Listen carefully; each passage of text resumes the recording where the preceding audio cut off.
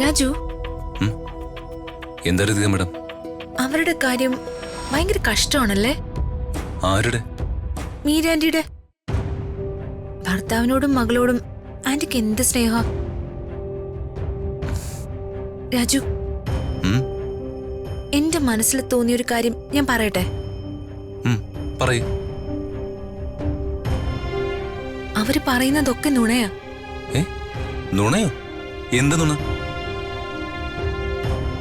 അവരുടെ കണ്ണുകളിലെ എന്തോ ഒരുപാട് നാളായിട്ട് അനുഭവിക്കുന്ന ഒരു വലിയ ദുഃഖം മറഞ്ഞു കിടക്കുന്നത് പോലെ.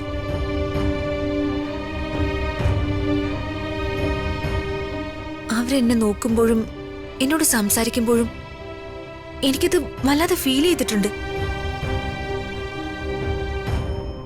അവരെന്നോട് സംസാരിക്കുന്നതൊന്നും അല്ല, അതിനൊക്കെ അപ്പുറം എന്തൊക്കെയോ കാര്യങ്ങള് അവർക്ക് എന്നോട് കമ്മ്യൂണിക്കേറ്റ് ചെയ്യാനുണ്ടെന്ന് എനിക്ക് പലപ്പോഴും തോന്നിയിട്ടുണ്ട്. ഹൃദയ മാഡത്തിന് ഇത് എന്ത് പറ്റി?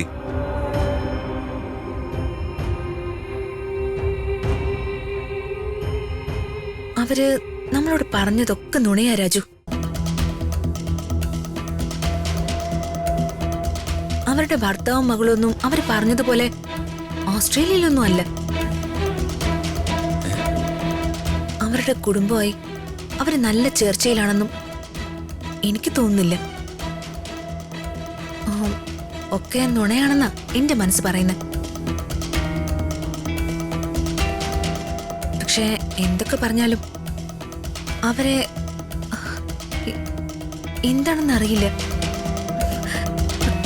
ആന്റിയെ എനിക്ക് ഭയങ്കര ഇഷ്ടാ. ഒരു പ്രത്യേക ഇഷ്ടം.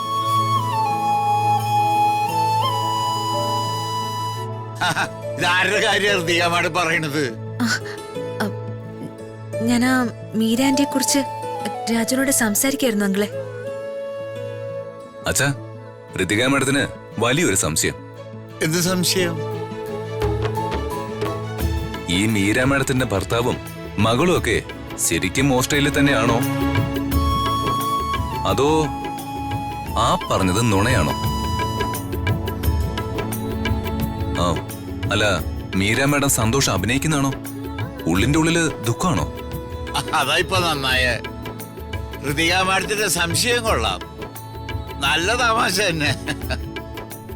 ഈ മീര മാഡത്തിന്റെ വീട്ടില് പണ്ടൊരു ഫിയറ്റ് കാറുണ്ടായിരുന്നു. ഇടയ്ക്കൊക്കെ ദൂരയാത്രയ്ക്ക് പോകേണ്ടി വരുമ്പോ ഞാനാ ഡ്രൈവറായിട്ട് പോയിക്കൊണ്ടിരുന്നത്. ആ കാലം തൊട്ട് അവരൊന്നും എനിക്ക് നന്നായിട്ടറിയാം. മീര മാഡം അങ്ങനെ നുണ പറയുന്ന ആളൊന്നുമല്ല. അവര് പറഞ്ഞൊക്കെ സത്യ.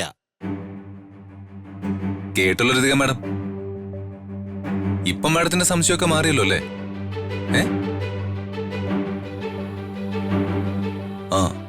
അല്ല, നിങ്ങൾ പോയ കാര്യം എന്താ ചേച്ചാ, അത് പറയൂ. ഹരീഷിനെയും ശ്രീയെയും ഹരീഷ് പറഞ്ഞതുപോലെ കൂട്ടുകാരന്റെ വീട്ടിൽ കൊണ്ടുവന്നാക്കി. അവിടെ ആവശ്യത്തിനുള്ള സൗകര്യങ്ങളൊക്കെ ഉണ്ട് മോനെ.